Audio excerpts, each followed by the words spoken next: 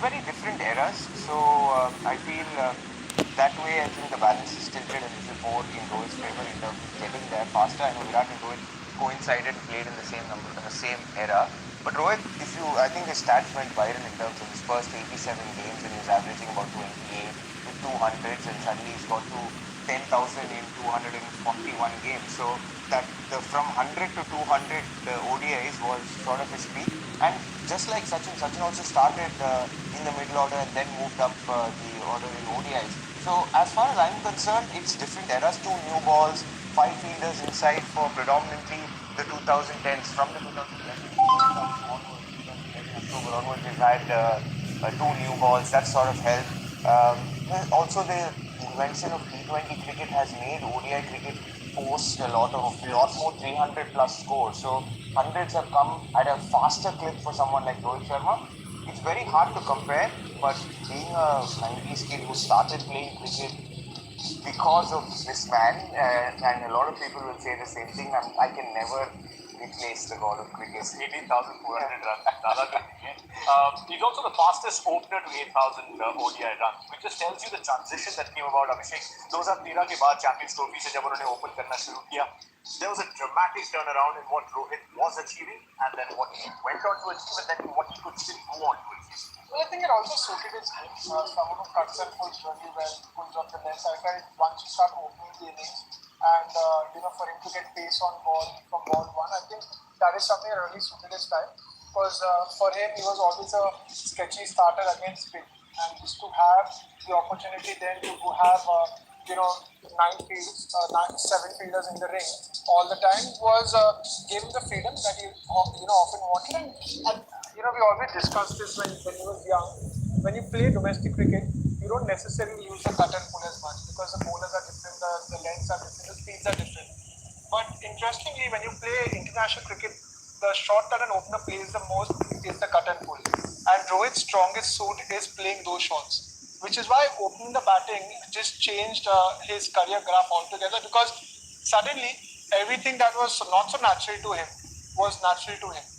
So playing a Pat Cummins or playing anyone in that era was a lot easier for him. So, when you discussed with him, when I used to have conversations, he never felt it was really hard.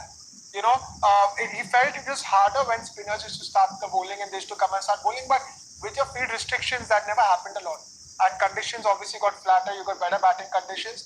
So I just felt opening for him suited his game a lot more, and his mindset and mentality, wherein he didn't have to take high risk options early, and then later on, he just had the 360 game to play it, once he was set. And there's a stark contrast in the numbers as well. When you take a look at his numbers in the middle order and compare that with Rohit Sharma opening, there it is. Few other positions, 2030 runs, 8,001 as he reached there with the last game against Sri Lanka.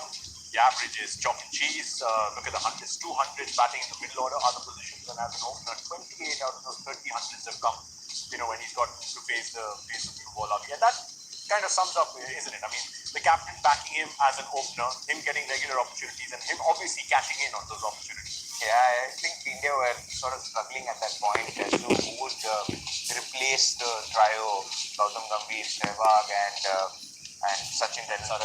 Like post that, India was still struggling with a few options, and I think in terms of just the ability, where the horizontal bat shots is one thing, and the ability to just hit sixes. You always see Rohit Sharma hit a lot of sixes in innings, and it's not necessarily bludgeoning the ball. It's almost as if he uses the pace so beautifully. He has the necessary technique to play the new ball. He almost enjoys doing that, and the acceleration is so good that suddenly, even when he got those double hundreds, get to the 100 in about 100 balls or 90 balls, and then the next 100 would come in 30, 40 balls.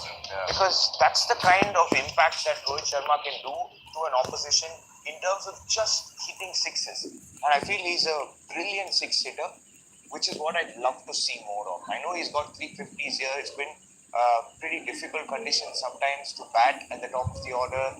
I understand that he's taken on a more aggressive role, but I'd love to see Rohit Sharma get those daddy hundreds again, because if that happens, if your opener gets a daddy 100, 90% of the time you're going to get 350. And with 350, you are setting yourself up to win the game. So you want Rohit and Gill I'd love to see a double hundred from either one of them. Speaking of double hundreds,